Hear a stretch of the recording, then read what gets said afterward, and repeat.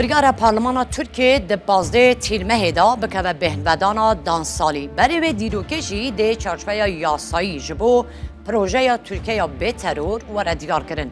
لگوری زانیاریان او کسین که ودگرن ترکیه بوده ما 5 سالان ما فیوان یک کاری سیاسی نابه و دوستود کس جسر کردتیا پارتیا کارکرین کردستان PKK جی نکارن وگرنه ترکیه. لگوری مدیا ترکیه برپرسین پلبلنگین اولهیه بری جشن قربانی لگل هر دو آلین امرالی و قندیله جوینین گرینگ انجام دانه. بحثا به اکی تکرین که PKK نخشاره و خشته یک دمکی پیشکشی سازین اولهیه کریه. ده پیش بینی کرن که پشتی شورین حکومت و آک پارتی رشنویسا یاسا یک چارچوه که جه 8 حتانی 9 مادهیان بکده پیشکشی سروکاتیا پارلمانی واره کرن. یاسا بناسا یا وان ریخستنان دکه که چکان دادیدن و ریکارین یاسایی ین لیپرسین و دادگه کرنه جبو اندام ریخستنین هلوشیایی دیار دکه. دیاسای ده جدایی دنابرا وان کسین که دست وان ده تاوان ده هیه و ین که توشی تاوانا نبونه تکرن. ترکیه دخوازه دم ساله که وکی مهلت وره دیار کرن. هر اندامه که ریخستنه دوی دمه دا چک داینه و وگره دکاره سوده جوی یاسای ور بگره.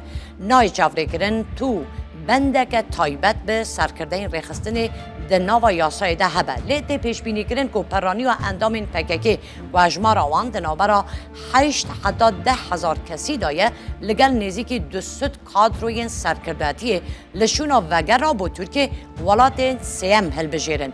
اوین که ودگرن تنه او اندام دبن که توشی تاوانان نبونه. ده پیش بینی کردن که ده قناخیم بیده بشی سراس کنا یاسا یا جزایان او کم کنا جزایان او کسین که تاوان انجام دانجی بکارن وگرن. داخوازین دم پارتیه ین جبور راکرنا آستنگین لپیشیا کار سیاسی یه اندامین PKK جالی آک پارتیه و حاطن رد کرن. جافکانین آک پارتیه تیکست کن که پیویسته بود دما 5 سالان قدخطی کار سیاسی لسروان کسان هبه.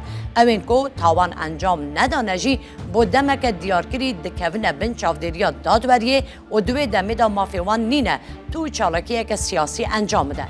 افسر راستکنا یاسایی یا که ده چاوری کرن پشتی ویکی تکو ده دما رابغوری ده سروک محبه دولت باخشلی پیشنیارا پیکانینا لجنه یا چاودریا پارلمانی بو قناخا دانینا چکان کربو. لیاک پارتی نهاد خوازه بریا یاسایی که چارچوبه یا نحمادهی ریکارین کارگیری و دادوری ین وگر چکداران و مرجن قدخه یا سیاسی به فرمی ریک بخه.